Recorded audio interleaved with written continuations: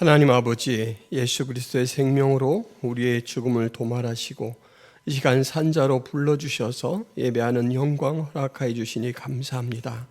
참 감사의 마음과 기쁨 가운데 마음껏 하나님을 찬양하고 또한 기도하고 하나님 감사의 고백을 드릴 때 우리 하나님 영광 받아 주옵소서.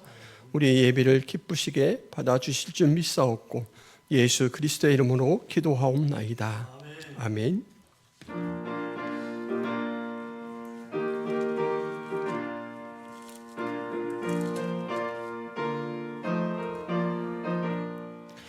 오랫동안 모든 죄 가운데 빠져 더럽기가 한량 없던 우리들 아무 공로 없이 구원함으로도 하나님의 자녀 지금 되었네. 주의 그 사랑 한량 없도다. 찬송할지어다 예수의 공로. 주의 그 사랑 한량 없도다.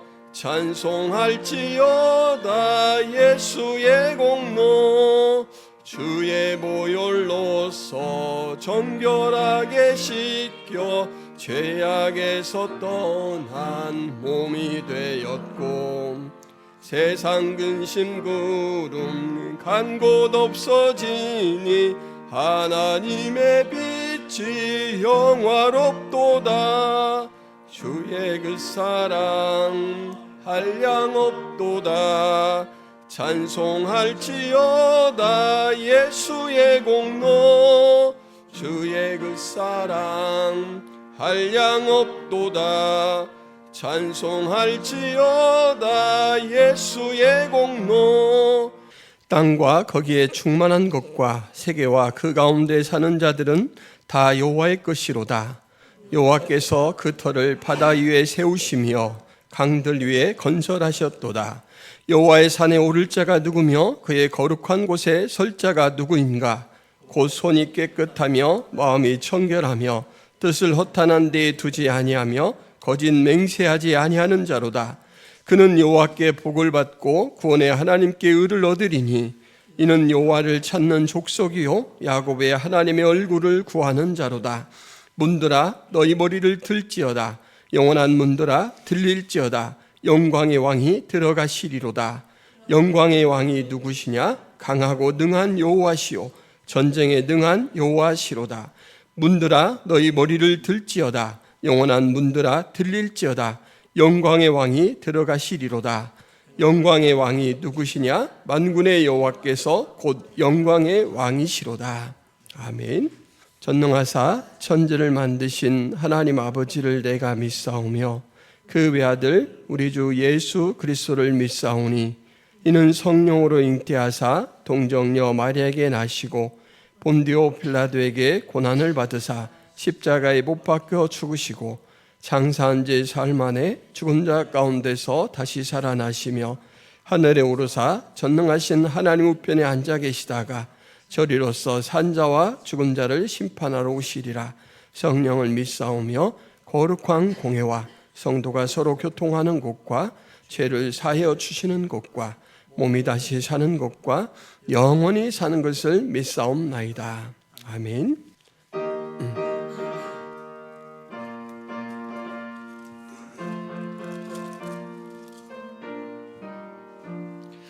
우리를 죄에서 구하시려 주 예수 십자가 지셨으니 기쁘게 부르세 할렐루야. 나 구원 얻었네. 찬송하세 찬송하세 주님 나를 구하셨네. 찬송하세 찬송하세 주가 구원하셨네. 우리를 주께서 구했으니 이전에 행하던 악한 일과 주하고 더러운 모든 죄를 온전히 버렸네. 찬송하세 찬송하세 주님 나를 구하셨네. 찬송하세 찬송하세 주가 구원하셨네. 위대하신 만군의 우리 아버지 하나님, 이 아름다운 자연을 바라보니 하나님의 살아계심과 그 솜씨 그 능력을 볼 수 있음에 감사합니다. 존귀와 모든 영광을 돌리며 경배와 찬양을 받으시옵소서. 죄악이 관영한 험한 이 세상 가운데서도 지나간 4개월 동안도 연약한 우리들을 눈동자같이 보호 인도하셨다가 오늘 거룩하고 복된 주님의 날에 은혜를 주시려고 저희들을 부르시어 성령과 진리로 주 하나님을 예배하게 하시니 무한 감사합니다. 이 시간 먼저 우리의 죄악을 고백하고 회개하오니 불쌍히 보시고 긍휼과 자비를 베풀어 주시옵소서. 좋으신 우리 아버지 하나님, 김포 성화교회를 이곳에 세운 지 4년 5개월이 지나고 있습니다. 그동안도 주님께서 피로 값주고 세우신 귀한 교회를 불꽃 같은 눈으로 지켜 보호하시고 선하게 인도하신 것 전적인 하나님의 은혜였음을 고백합니다. 감사합니다. 귀한 종 한여봉 목사님과 김윤정 사모에게 영역을 7배나 더해 주시고 눈물과 기도로 귀한 섬김을 통해 교회가 성장하며 온 성도들은 사랑하는 가운데 영역이 강건하여 성령의 능력으로 충성스럽게 사역을 감당할 때 우리 주님 두 손 들어 축복해 주시옵소서. 금년 한 해 교회 목표로 힘써 하나님을 알자로 정하고 출발했사오니 모든 성도들이 성심을 다해 말씀을 더욱 사모하여 배우고 확신에 거하도록 성령님 도우시고 함께 하옵소서. 특별히 교회 개척 후 처음으로 네 분의 직분자를 세우게 하심을 감사합니다. 우리 주님께서 집사님들에게 성령과 지혜가 충만하고 말씀과 교대에 힘쓸 때 성도들에게 본이 되며 귀한 교회 충성스러운 일꾼들이 되게 복 주시옵소서. 사랑하는 모든 성도들의 가정과 직장과 일터와 사업과 학업과 귀한 자녀들의 앞길을 위해 복에 복을 더하여 주시옵소서. 이제 말씀을 듣는 시간입니다. 단위에 세우신 한영봉 목사님 오른 장중에 붙드시고 말씀을 선포하실 때 생명의 말씀이 우리들의 마음에 심어져 30배, 60배, 100배의 결실을 맺고 순종의 길로 나가도록 성령님 친히 인도하여 주시옵소서. 우리 주님 오실 때까지 성화교회를 지키시고 부흥발전하도록 도우시며 축복해 주시옵소서. 이 모든 말씀 우리를 죄에서 구원하신 예수님의 이름으로 기도하옵나이다. 아멘. 교회 소식을 말씀드리겠습니다. 김포 성화교회에 오신 성도 여러분을 예수님의 이름으로 환영하고 축복합니다. 올해 표어는 힘써 하나님을 알자인데 하나님을 아는 가장 좋은 방법은 말씀을 통해서입니다. 말씀 속에 하나님의 존재와 성품과 사역이 다 들어 있습니다. 그래서 말씀을 가까이 하시고 또 말씀을 붙들고 기도하는 삶을 살아갈 수 있기를 바랍니다. 예배 후에 전교인 식사 교제가 있습니다. 그리고 돌아오는 수요일에 화성교회 전도복팔팀이 중간 점검을 김포 성화교회로 옵니다. 10시 30분부터 오후 3시 30분 정도까지 이제 훈련 성과를 서로 점검하고 오후에는 또 노방전도를 함께 나갑니다. 이 협력이 잘 이루어질 수 있도록 기도해 주시기를 바랍니다. 수요 예배가 30일 날 있고 금요 기도회가 5월 2일에 있습니다. 그리고 킬트 모임이 5월 3일 토요일에 있습니다. 초청주일이 5월 29일인데 7주 정도 남았습니다. 잘 또 기도하시면서 권면하시고 접촉하시기를 바랍니다. 후원하는 선교사님 이길 한마음 선교사님, 김경민 목향이 선교사님 위해서 기도해 주시고, 유튜브 창에 김포성화교회를 검색하시면 언제든지 김포성화교회 예배를 함께 하실 수 있습니다. 내가 율법이나 선지자를 폐하러 온 줄로 생각하지 말라. 폐하러 온 것이 아니요 완전하게 하려 함이라. 진실로 너희에게 이르노니 천지가 없어지기 전에는 율법의 1.1획도 결코 없어지지 아니하고 다 이루리라. 그러므로 누구든지 이 계명 중에 지극히 작은 것 하나라도 버리고 또 그같이 사람을 가르치는 자는 천국에서 지극히 작다 일컬음을 받을 것이요 누구든지 이를 행하며 가르치는 자는 천국에서 크다 일컬음을 받으리라. 내가 너희에게 이르노니 너희의 의가 서기관과 바리새인보다 더 낫지 못하면 결코 천국에 들어가지 못하리라. 아멘. 예수님의 인생은 오해로 점철된 삶이다 라고 한다면 여러분 좀 말이 지나칠까요? 예수님이 참 오해를 많이 받았다라는 말씀인데 어떻게 공감하십니까? 예수님께서 특히 치료하는 기적을 베푸셨을 때 사람들이 그 기적에 주목하면서 예수님이 어떤 존재인가 이렇게 연결하면서 많은 오해를 가지게 되었습니다. 마태복음 12장 24절에 보면 예수님께서 귀신 들려 눈 멀고 말 못하는 복합장애인이죠. 눈도 안 보이고 말도 못하는 그 사람이 예수님 앞에 나오자 고쳐주셨습니다. 현장에 있던 무리가 다 놀라 수군거립니다. 이는 다윗의 자손이 아니냐? 이때 이 다윗의 자손이란 말은 성경에 하나님께서 말씀해 주시고 약속해 주신 바로 그 메시아가 아니냐 그런 말입니다. 사람들이 그렇게 예수님이 메시아인가이보다 이렇게 이제 되게 관심을 가지고 주목할 때 일부 바리새인들이 이렇게 반응합니다. 이가 귀신의 왕 바알세불을 힘입지 않고는 귀신을 쫓아내지 못하느니라. 여러분 많은 사람들이 드디어 메시아가 오셨어 이렇게 막 마음이 흥분되고 두근두근 설레고 있는데 바리새인들이 뭐라고 말하냐면 귀신의 왕과 동업하는 자다 이런 오해를 지금 예수님이 받고 있습니다. 그리고 예수님께서 빌라도 법정에 이제 고소를 당해서 갔을 때 요한복음 18장에 보면 빌라도가 밖으로 나가서 그들에게 말하되 너희가 무슨 일로 이 사람을 고발하느냐 라고 이제 물었을 때 그들이 대답하여 이르되 이 사람이 행악자가 아니었더라면 우리가 당신에게 넘기지 아니하였겠나이다. 행악자, 아주 중죄인으로 오해를 하고 있습니다. 그러니까 예수님은 그 인생 짧은 공생의 3년 동안 엄청난 오해를 받고 사셨습니다. 사실 오늘도 말씀의 내용을 보면 17절에 내가 율법이나 선지자를 폐하러 온 줄로 생각하지 말라 이 말씀을 통해서 오늘 받고 있는 오해를 우리가 짐작해 볼 수가 있습니다. 예수님은 지금 어떤 오해를 받고 있습니까? 예수님은 율법 폐기론자다. 그러니까 율법이 이제는 더 이상 필요 없다라고 주장하는 사람이라고 오해를 그렇게 하고 있습니다. 율법은 모세 오경을 정확하게 지칭해서 얘기를 하고 선지자는 그 나머지 구약 성경입니다.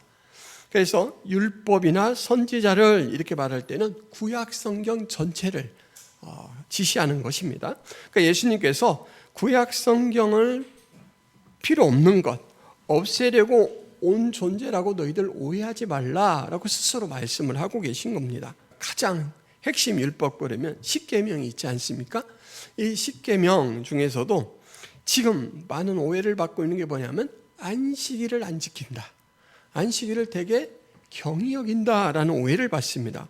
왜냐하면 예수님께서 치료를 행하는 일들을 회당에서 말씀을 가르치고 그 자리에 나와 있던 그 이제 병자들을 치료를 하니까 안식일에 많이 이렇게 치료를 해줬어요. 안식일 계명은 여러분 그 출애굽기 20장 8절에 나오죠. 안식일을 기억하여 거룩하게 지켜라. 이 당시에 유대인들은 이 안식일 계명, 이 단순한 하나의 명령을 아주 세부 조항으로 쪼갰습니다. 그래서 안식일에 이동할 수 있는 거리를 정했어요. 여 이상 이동하면 일하는 거다.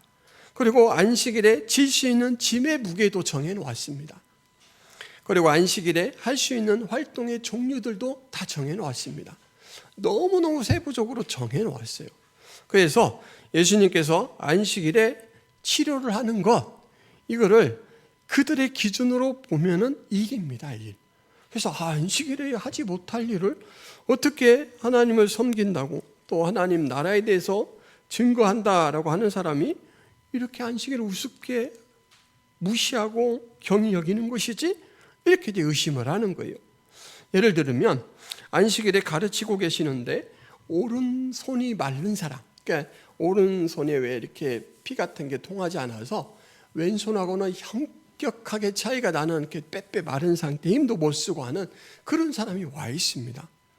그런데 이때는 예수님이 과연 이 안식일에 치료 행위를 하나하나 보려고 서기관과 바리새인들이 주목을 하고 있었습니다. 왜냐하면 이제 치료를 하면은 그것을 가지고 고소를 할 생각으로 신경을 곤두세우고 지켜보는데, 그걸 알면서도 예수님께서 그 아픈 사람을 일으켜 세워요. 자리에서 잠깐 일어나십시오. 그러니까 이제 그 사람 딱 일어났죠. 바로 치료를 안 하시고 그렇게 기회를 엿보고 있는 서기관과 바리새인들에게 묻습니다. 안식일에 선을 행하는 것과 악을 행하는 것, 생명을 구하는 것과 죽이는 것, 어느 것이 옳으냐? 이렇게 먼저 생각해 볼 시간을 줘요. 그리고 대답을 어떻게 했는지 그 내용은 없고, 예수님께서 내 손을 내밀라라고 했더니 그 사람이 예수님의 말씀대로 손을 내미니까 바로 회복이 됐습니다. 얼마나 기쁜 일이에요. 그 평생 불구의 몸으로 살았던 사람이 예수님께서 손을 내밀라라고 한마디 하시니까 나아버렸는데 모두가 기뻐하고 축하할 일이잖아요. 예를 들면 우리 김포성화교회에 많이 아파서 고생하는 분이 있어요. 그런데 갑자기 이렇게 또 기도를 하러 오시는 장로님이 이 신유의 은사가 있어서 제가 기도 한번 해드리겠습니다 하고 딱 손을 잡고 기도했더니 나아버렸어요. 그럼 여러분, 내가 당사자가 아니더라도 기쁘겠죠. 우리 영적 가족이 괴로움을 당하다가 이제 드디어 해방됐잖아요. 그런데 이 서기관과 바리새인들은 이 일을 율법을 경히 여기는 일로 간주하고 분노합니다. 안식일에 또 치료를 하네. 안식일을 우습게 여기는 게 분명해. 이렇게 해서 바리새인들은 예수님을 적대시합니다. 이들과 예수님이 가지는 안식일에 대한 인식이 많이 다릅니다. 예수님께서 직접 이렇게 말씀하셨어요. 또 이르시되 안식일이 사람을 위하여 있는 것이요 사람이 안식일을 위하여 있는 것이 아니다. 하나님이 안식일을 정해주신 이유가 육체의 노동을 쉬면서 휴식을 취하면서 평온한 마음으로 오직 하나님 앞에 집중하며 신앙이 배양되도록 더 잘 자라고 영적 교제를 통해서 하나님과 친밀한 교통을 나눌 수 있도록, 그러니까 그 사람을 성장시켜주고 도우려는, 이제 세상의 관심을 조금 끊고 하늘나라에 관심을 갖도록 그렇게 배려를 한 거예요. 그러니까는 그 사람의 성장, 그 사람의 안식, 그 사람의 평안, 그리고 그 사람이 또 다른 사람들과의 관계도 돌아볼 수 있도록 그렇게 그 사람을 위해서 세운 게 안식일이다라는 거예요.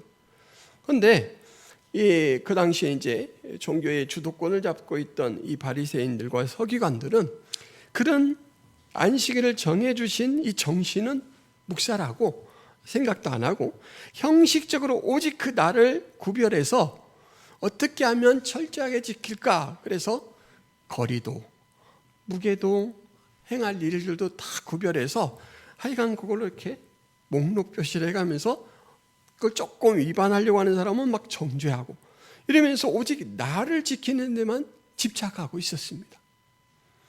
여러분, 예수님이 누굽니까? 하나님의 아들, 다시 말해서 하나님이십니다. 그래서 예수님께서 율법에 대해 하시는 말씀은 세상 사람 그 누구보다 율법에 대해서 정확히 하시고 하시는 말씀입니다.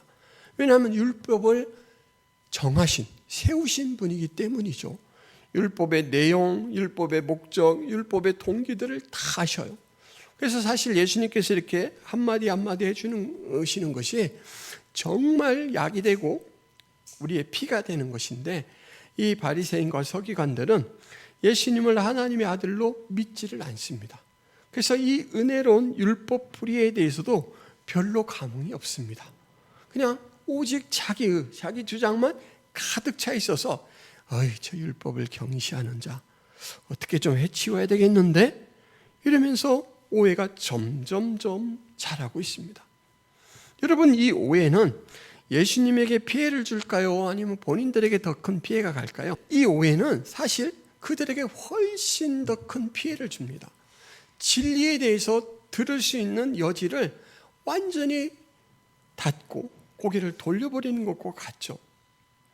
예수님은 그것을 안타깝게 여기셔서 오늘 오해를 풀고 이해시켜 주려고 오늘 본문 말씀을 하셨습니다. 내가 율법이나 선지자를 폐하러 온 줄로 생각하지 말라. 폐하러 온 것이 아니요 완전하게 하려 함이라. 예수님은 자신이 율법을 없애는 사람이 아니라라고 말합니다. 그리고 단순히 율법을 준행하시는 정도가 아니라 율법을 완성하는 사람이라고 말씀하십니다. 어떻게 이 율법을 완성하실까요? 보통 우리는 예수님께서 율법을 완성하신다 그러면 바로 연결해서 율법에 철저하게 순종하신다, 요거부터 생각을 합니다. 맞습니다. 예수님께서는 하나님이 정한 율법이 요구하는 모든 기준을 철저하게 순종하셔서 그 율법이 요구하는 것을 아예 완수해 버렸습니다. 그래서 그 완수한 공을 우리에게 전가시키기 때문에 더 이상 율법이 우리를 정죄하거나 완수하라고 요구하지 못합니다. 이 부분에서 율법을 충족시키셨어요. 그런데 또 하나 우리가 생각을 좀 놓치기 쉬운 게 뭐냐면, 이 율법과 선지자라고 예수님께서 말씀하신 이 구약 성경의 가장 핵심 주제가 예수님입니다. 언제부터 예수님께서 등장하시냐면 창세기 아담이 선악과를 따먹고 범죄했을 때 여자의 후손 이야기할 때 바로 이 예수님이 그 여자의 후손이십니다. 거기에부터 예수님이 언제 어떻게 오셔서 무엇을 하시고 그 효력이 우리에게는 어떻게 미칠까, 이 부분이 성경 곳곳에 예표로 상징으로 제사 제도로 다 이렇게 드러납니다. 그러니까 예수님이 율법을 완성하신다는 것은 그 예언 그대로 성취하는 것, 이것이 바로 율법을 완성하시는 모습입니다. 그러니까 두 가지 차원이죠. 하나님께서 이 율법을 통해서 요구하시는 그 율법의 요구를 완수하셨다. 우리는 추구도 못하는, 완수할 수 없는 그 부분을 예수님께서는 완전히 완수하셔서 그 완수하신 그 공을 우리에게 넘겨주셔서 우리가 율법을 완수한 것처럼 그렇게 만들어주셨고, 또 한 가지는 이 성경에 말하는 모든 예수님에 관한 예언들에 대해서 다 성취하심으로 예수님께서 이 율법을 완성하셨습니다. 요한복음 5장 39절에 보면 이런 말씀이 기록되어 있습니다. 너희가 성경에서 영생을 얻는 줄 생각하고 성경을 연구하거니와 이 성경이 곧 내게 대하여 증언하는 것이니라. 이때 증언하다라는 말은 손가락으로 이렇게 가리킨다라는 뜻이 있습니다. 그러니까 구약의 성경이 곧 나에 대해서 증언하는 것이다 라고 했으니까 성경의 곳곳에서 예수님을 가리켜요. 여러분, 제사에서 가리키는 이 예수님을 가리키는 부분들이 어디 있을까요? 여러분? 한번 생각해 보세요. 제사를 지낼 때 하나님 앞에 바치는 거의 모든 제물들은 불로 완전 이렇게 전소를 해서 연기를 통해서 하나님 앞에 올려드립니다. 이 제물이 예수님을 상징하죠. 그죠? 모든 것들을 다 태워서 하나님 앞에 희생함으로써 제사를 드리는 사람에게 하나님 앞에 용납될 수 있도록 만드는 것, 이것이 바로 중보자의 역할인 예수님, 그 모습이 드러나죠. 또 하나는 그 제물을 드리는 제사장의 모습도 예수님의 모습입니다. 하나님과 죄인 사이에 중간에서 연결을 시켜주는 직분, 예수님이 대제사장이시죠. 이것도 예수님이에요. 의복들 제사장이 임무를 수행할 때 죽지 않도록 이제 갖춰 입은 의복들 하나하나 다 예수님을 상징합니다. 예수님의 생명, 예수님의 영광, 이것들을 다 상징해요. 그래서 곳곳에서 예수님을 가리켜요. 예수가 필요합니다. 죄인에게는 예수가 필요합니다. 예수만이 유일한 희망입니다. 이것을 성경 곳곳에서 가리킵니다. 근데 그 예수님께서 이제 예표 상징이 아니라 그 예표와 상징의 그림자처럼 가리켰던 그 예수님께서 실제로 딱 오셨어요. 여러분. 여러분, 저랑 1시간 이야기하는 게 저에 대해서 많이 알아갈 수 있을까요? 아니면 10페이지짜리 저에 대한 글을 읽는 게 저에 대해서 많이 알아갈 수 있을까요? 어떻습니까? 저랑 얘기하면 허스키한 목소리네, 소리가 좀 안으로 이렇게 들어가서 잘 안 들리네, 요거까지 다 파악하잖아요. 그리고 궁금한 부분을 직접 물어서 또 대답을 듣고 이러면서 교류가 됩니다. 그래서 저에 관해서 써놓은 글을 10페이지 읽는 것보다 저랑 1시간 대화를 나누는 게 훨씬 저에 대해서는 알아갈 수가 있죠. 그러니까 예수님께서 실제로 오셨다라는 것은 더 이상 제사를 통해서 또 여러 가지 의식을 통해서 상징을 통해서 예수님을 가리키는 일은 필요 없었다, 그 얘기입니다. 그래서 예수님께서 오심으로 말미암아 이 율법에 있는 중요한 의식법이 폐지가 됐습니다. 이제 종결됐어요. 그래서 여러분 제사 안 지내시잖아요. 제사 한번 지내려면 돈도 엄청 듭니다. 송아지를 바쳐야 되잖아요. 그런데 우리는 나와서 예수님의 이름으로 찬송을 드리면 하나님 앞에 찬송이 연락됩니다. 감사를 드리면 감사가 또 연락돼요. 그래서 제사 제도가 사라졌어요. 절기를 지키는 이 법도 사라졌습니다. 완성하신다라는 말 속에는 종결시키는 것들이 있습니다. 그거는 예수님을 가리켰던 법들, 그런 제도들은 종식됐습니다. 종결됐어요. 이 율법을 크게 학자들이 연구를 해봤더니 3가지로 나눠진다라고 합니다. 아까 얘기한 의식법, 시민법, 도덕법.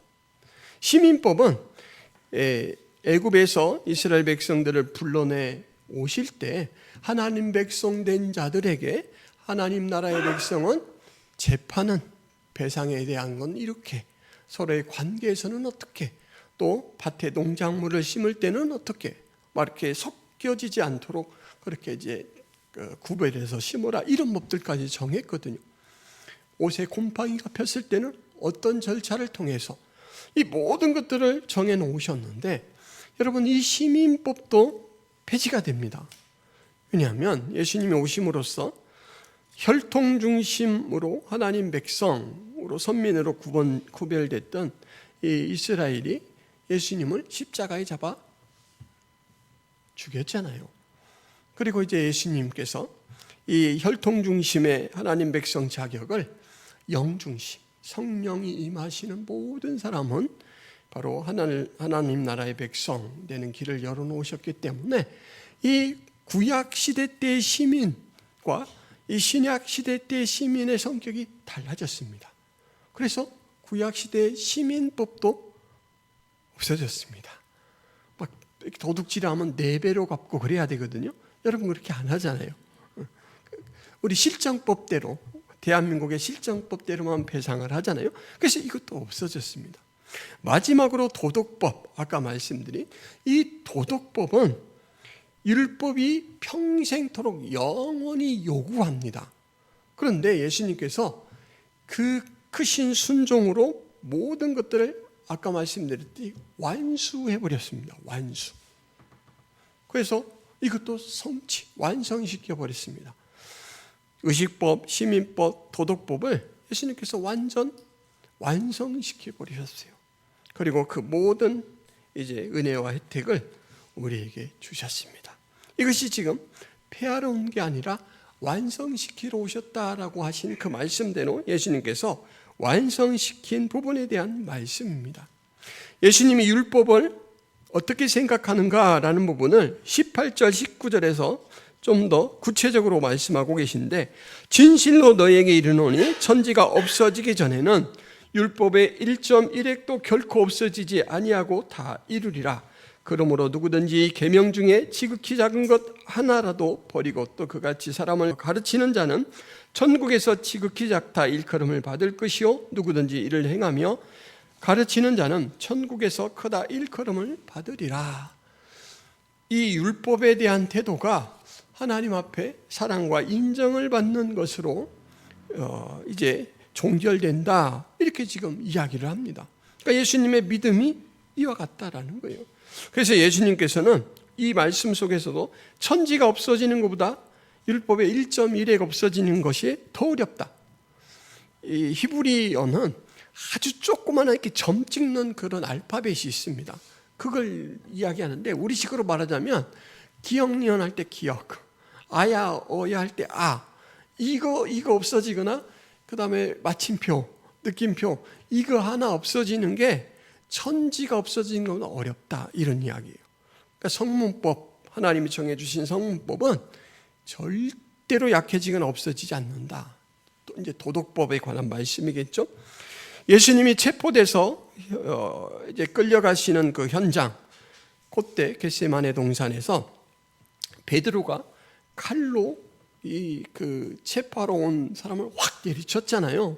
그 사람의 이름이 말고였습니다. 종이었어요, 종. 귀가 확 잘렸습니다. 근데 예수님께서 그 귀를 다시 붙여주시면서 내가 기도하면 12영이나 되는 천사, 하늘에 이 천사로 이루어진 수많은 군대, 그 군단을 칭하는 말이거든요. 그러니까 어마어마한 숫자가 예수님의 기도로 바로 응답받고 내려올 수 있다라고 말해요. 그런데 그런 능력이 있지만 쓰지 않는다. 안 쓰는 이유, 이렇게 말합니다.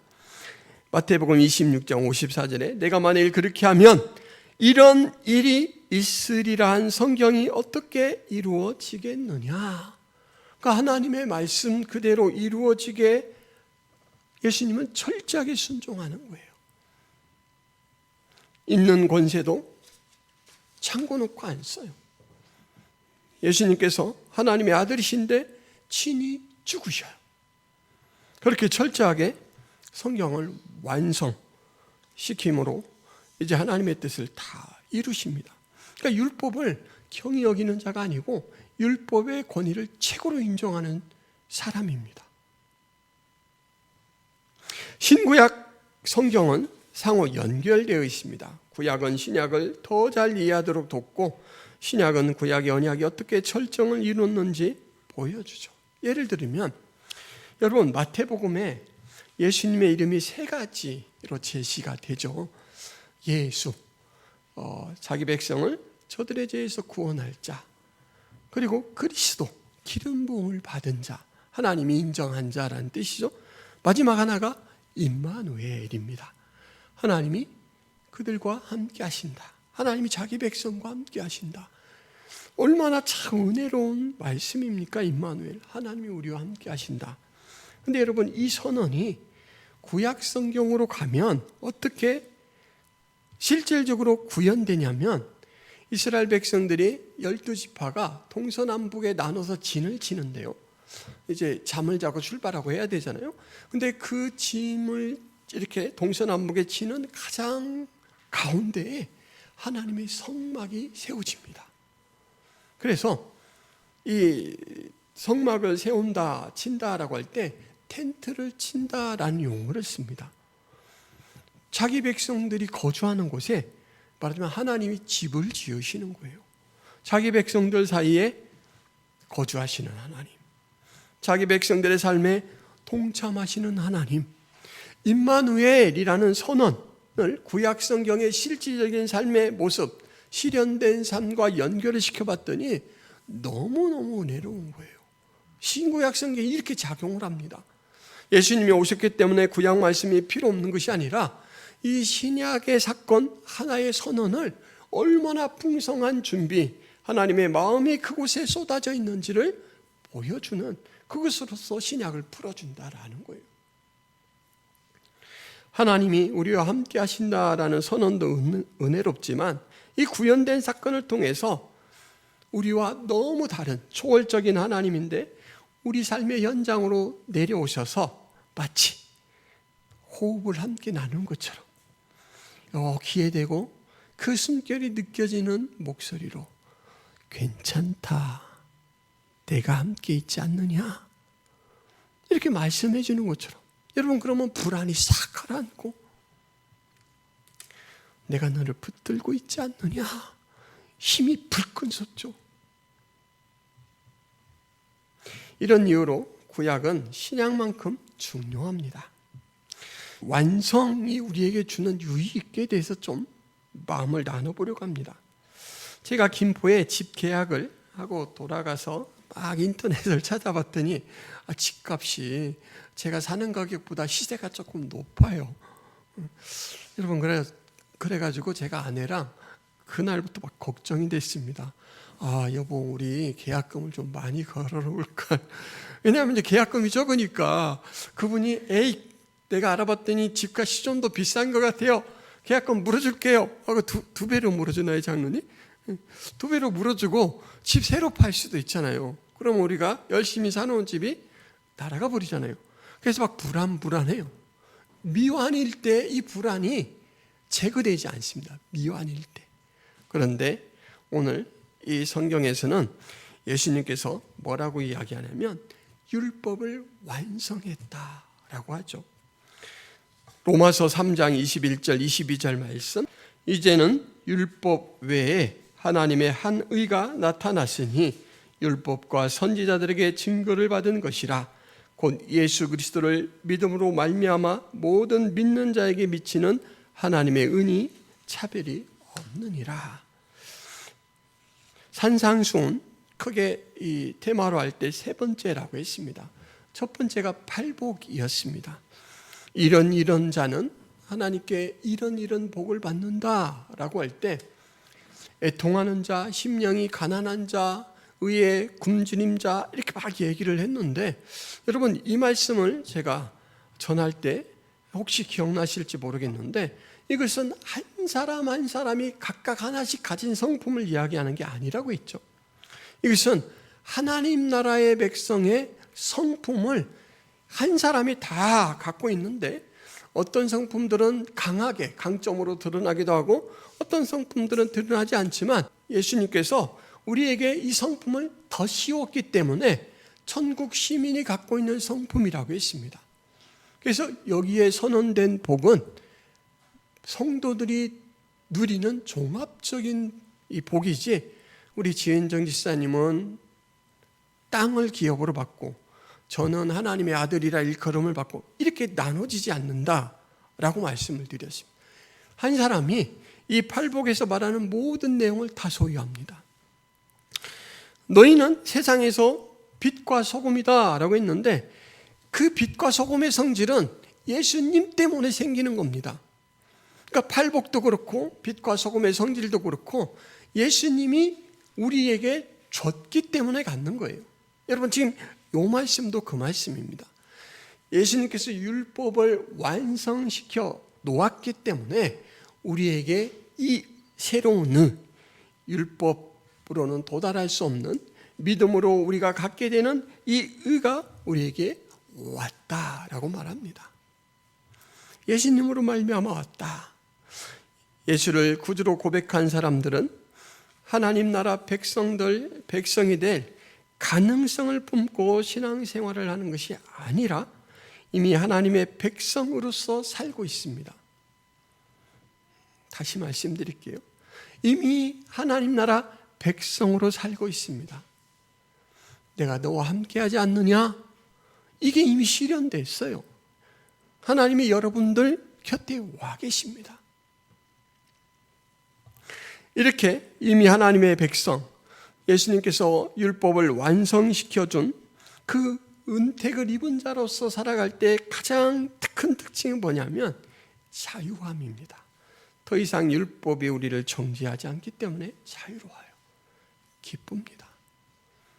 그런데 이것을 이제 윤리적인 걸로 강조하기 시작하면 윤리적인 짐이 되어버립니다. 예를 들면 아까 팔복, 예수님께서 우리에게 더 씌워주셔서 갖게 된 성품인데, 애통하는 자는 이렇게 복을 받는다니까 여러분 애통하십시오, 꼭 애통하십시오, 이렇게 윤리적으로 강조하게 되면 여러분 자연스럽게 받아서 갖게 되는 은혜고 성품인데, 자꾸 내가 뭐를 해야 되는 걸로 생각을 해요.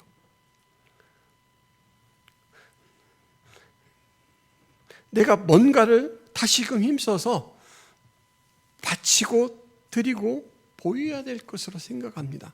그런데 예수님의 이 은혜는 덧입혀 주시는 은혜, 그 사랑입니다. 하나님의 간섭하심 속에 여러분들은 살아갑니다. 이 시간 여러분들이 그 사실을 확인하고 기쁨이 충만해지기를 바랍니다. 각자 세상적인 고통과 짐들은 있어요. 어떤 분은 경제적인 이 부담이 하루하루 자고 나면 커져서 한숨이 나고 힘들어요. 어떤 분은 검사에도 잘 좀 막 시원하게 결과가 나오지 않는데 뭔가 좀 깨림칙한 막 어떤 통증 같은 게 있을 수도 있습니다. 근데 여러분 그것들을 다 초월해서 예수님이 철저하게 율법을 완성하신 그 은혜와 사랑으로 여러분에게 공급하시는 자유와 천국 시민의 기쁨과 영광은 그것들을 다 초월해서 그것들을 이길 수 있을 만큼 부유합니다. 영화롭습니다. 그것을 여러분 꼭 발견하시고 늘 인식하시기를 바랍니다. 그리스도는 모든 믿는 자에게 의를 이루기 위하여 율법의 마침이 되시니라. 로마서 10장 4절입니다. 마침이 되시니라. 예수님이 탁 마침표를 찍었습니다. 끝났습니다. 여러분 끝났습니다. 예수님은 완성시켜 놓으셨어요. 그 은혜를 받고 살아가는 우리는 그럼 어떻게 살아야 될까? 여러분 개영배라는 술잔이 있습니다. 경계할 개자, 찰영다, 넘치다라는 영자, 잔배자. 우리나라에서는 조선시대에 우명옥이라는 사람이 만들었다고 합니다. 이 개영배는 참 신통방통한 술잔입니다. 반만 따르면 남아있는데 가득 따르면 술이 없어져 버려요. 신기하죠? 술이 없어져 버려요. 그래서 술을 마시려면 반만 따라보고 해야 됩니다. 근데 이것을 만들게 된 사연이 있습니다. 이 우명옥은 처음에 옹기를 만들어 파는 옹기장이었습니다. 싼 실용 그릇 제작자이기 때문에 사람들에게 잘 알려지지도 않고 돈벌이도 시원치 않았습니다. 그런데 어느 날 운 좋게 왕실의 진상품을 만드는 경기도 분원에 들어갔고 거기서 도자기 명인의 제자가 됐습니다. 그리고 이 새로운 이제 도예 공부를 하니까 너무 재미있어서 주경야독으로 막 공부를 한 끝에 드디어 이 사람만의 독특한 도자기를 만들어냈는데 설백자기라고 막 하얀 눈처럼 정말 눈부시게 하얀 백자예요. 이것이 사람들에게 인정을 받고 이 설백자기로 명성을 얻어서 단박에 돈과 명예를 갖추게 됐습니다. 여러분 사람은 돈이 생기면 느슨해지고 타락하죠. 그래서 기생집을 드나들기 시작했고 점점 술과 여자에 빠져 토에는 등한시했습니다. 스승님의 간곡한 부탁도 통하지 않았어요. 어느 날 우명옥이 여느 날처럼 뱃놀이를 나갔다가 향락을 즐기는 가운데 갑자기 폭풍우를 만나서 거의 약천 후에 죽다 살아났습니다. 그리고 이때 정신을 차리게 됐습니다. 그래서 더 이상 내가 이렇게 방탕하게 살면 안 되겠구나 라고 이제 마음을 먹고 스승을 찾아가서 용서를 빌고 이 방탕한 생활을 청산합니다. 그리고 자기에게 늘 이 경각심을 일깨워주는 그 이제 눈에 보이는 장치를 생각해 놓은 게 어느 날 실학자에게 들었던 바로 이 중국에 있던 개영배라는 술잔을 자기가 만들어서 자기 옆에 두는 거예요. 그래서 일탈을 경계하는 마음을 다지며 만든 술잔이 바로 개영배입니다. 여러분 그리스도인도 살아갈 날이 다 창창하게 남아 있습니다. 우리가 은혜로 하나님의 백성으로 인정을 받고 그 영화로운 은택 속에 살아가고 있지만 우리는 아직도 죄의 영향 속에 살아갑니다. 하나님의 백성으로서 구원받기 위해서 의를 행해야 되는 것이 아니라 그것은 선물로 받았고 이제 하나님의 자녀가 되었습니다. 영광스러운 하나님의 자녀가 되었는데 하나님이 어떤 분인가를 알면 하나님을 만족시키고 싶은 그런 열망이 생깁니다. 하나님이 기뻐하시는 일을 하고 싶고 그래서 자기를 자꾸만 쳐서 하나님 뜻에 맞추고 싶어 합니다. 여러분, 그렇게 자기를 경계하고 분수를 넘지 않고 하나님의 뜻에 맞춰 살아가는 그 추구하는 삶에 있어서 율법은 기가 막힌 안전장치입니다. 아까 말씀드렸죠. 예수님이 오셨다고 율법은 폐기되는 건 아닙니다. 도덕적인 이 율법의 요구는 영원토록 요구되고 그리고 이 성경 속에서 예수님에 대해서 더 깊이 알아가도록 이 율법이 풀어주고 비춰주고 합니다. 근데 여러분, 율법을 읽다 보면 뭘 느끼냐면 은혜롭고 좋다 이거보다는 먼저 숨이 턱 막히죠. 왜냐하면 그 율법 속의 요구는 도저히 내가 쫓아갈 수 없습니다. 인간의 힘으로 불가능해요. 이런 비유를 한번 들어보겠습니다. 여러분, 만약 곰에게 쫓긴다면, 배고픈 곰에게 쫓긴다면 여러분 어떻게 안전할까요? 있는 힘껏 달릴까요? 있는 힘껏 달려서 멀리 달아나야겠죠. 그런데 곰의 이 평균 속도가 시속 40km 정도 된다라고 합니다. 그리고 그렇게 한 4km를 끄떡없이 다닌대요. 근데 사람은 1시간에 몇 킬로나 달립니까? 시속이니까. 여러분 15km 달릴 수 있습니까? 15km. 15km 저도 어려울 것 같아요. 한 20분은 그 속도로 뛴다고 하지만 그 다음부터는 무릎도 아프고 숨도 차서 어려울 것 같습니다. 그러면 곰에게 잡히는 거예요. 그러면 잡아먹히는 거죠. 그러니까 곰에게, 이 배고픈 곰에게 도저히 인간으로서 달리기 능력으로는 추격을 피할 수가 없습니다, 여러분. 율법을 볼 때 우리가 그런 위기감을 느껴요. 예수님이 빠진 이 인생은 정말 비참하구나. 예수님이 나 대신 십자가에 내 죄의 짐을 지고 대신 죽어주시지 않았다면 나는 정말 큰일 날 뻔했구나.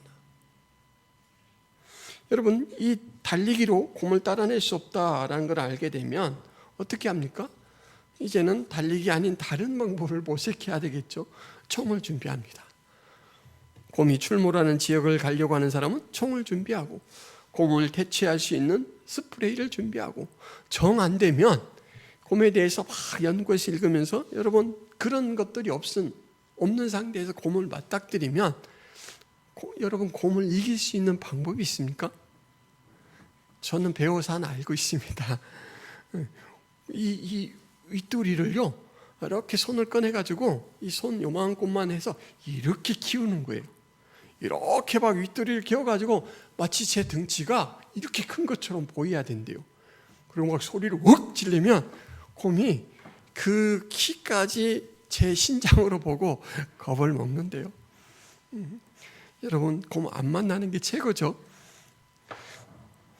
여러분 이 율법을 들여다볼수록 위기감이 느끼는데 난 도저히 안 되는구나. 그걸 느낄 때마다 누구를 향하게 되냐면 예수님을 향하게 됩니다. 그래서 이 율법은 끊임없이 예수님께 은혜를 받은 우리에게도 경계할 수 있는 힘을 줘요. 경계할 수 있는 힘. 내가 하나님의 자녀 그리고 예수님의 피값으로 이제 교회의 일원이 된 것은 정말 내 공로는 조금도 없는데 온전히 사랑으로 받은 것이구나.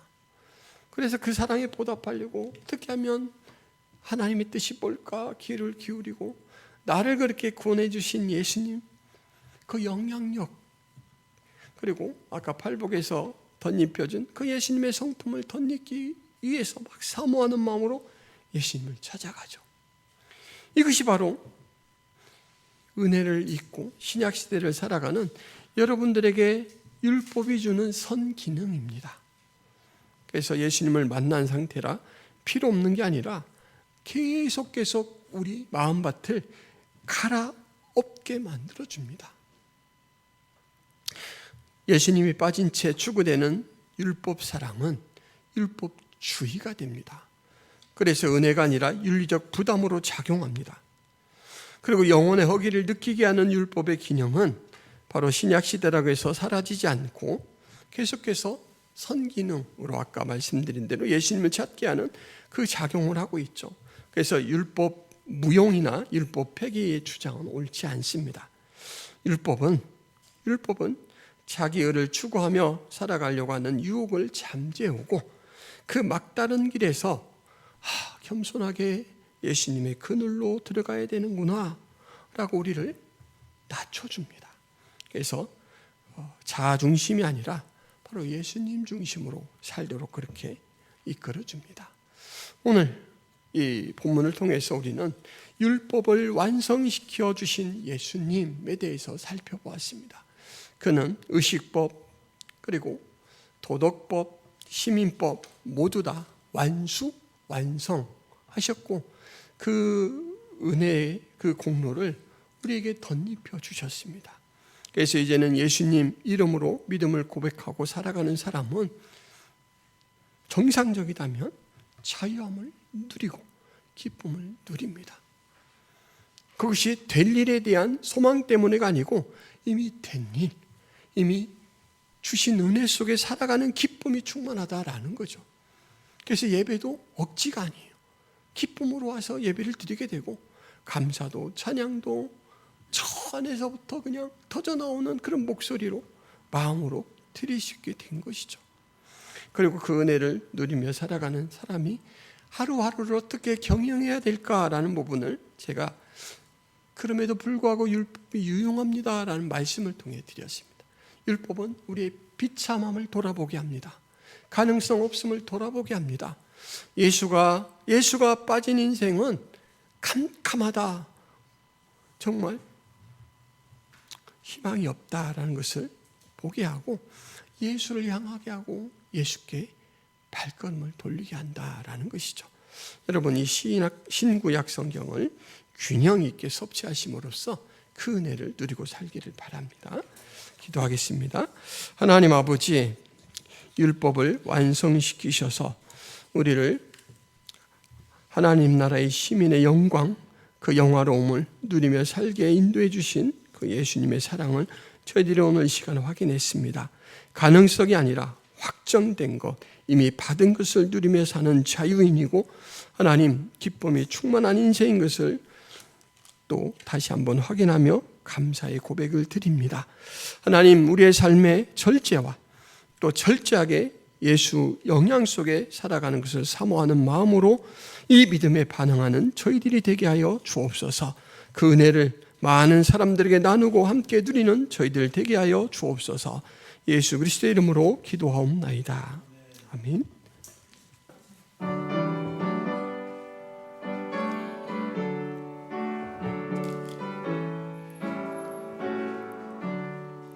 그 크신 하나님의 사랑 말로 다 형용 못하네.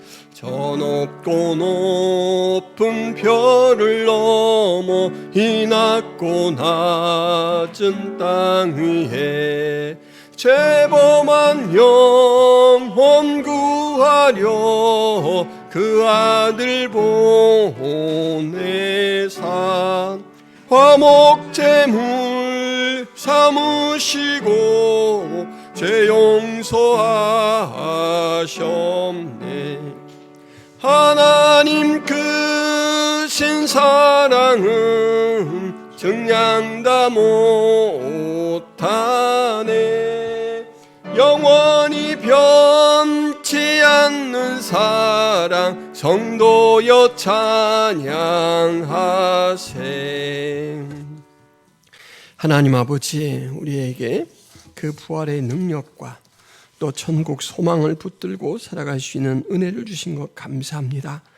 하나님, 약속이 아니라 성취로 그 은혜를 주셨고 매일매일 우리가 살아갈 수 있도록 일용할 양식을 공급하시며 우리의 필요를 하늘문을 여시고 공급하시는 그 실질적인 사랑을 누리고 있으므로 감사를 드립니다.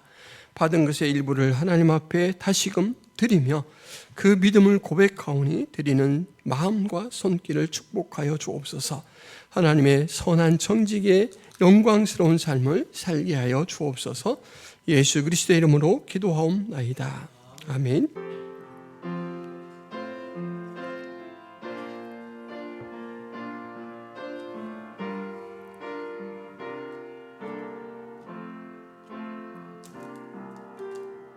세상은 들리고 사람들은 변하여도 나는 주를 섬기리.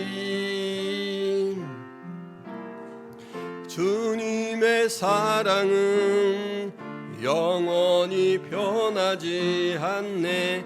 나는 주를 신뢰해. 오직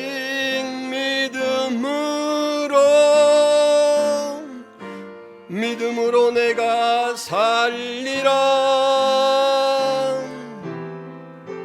오직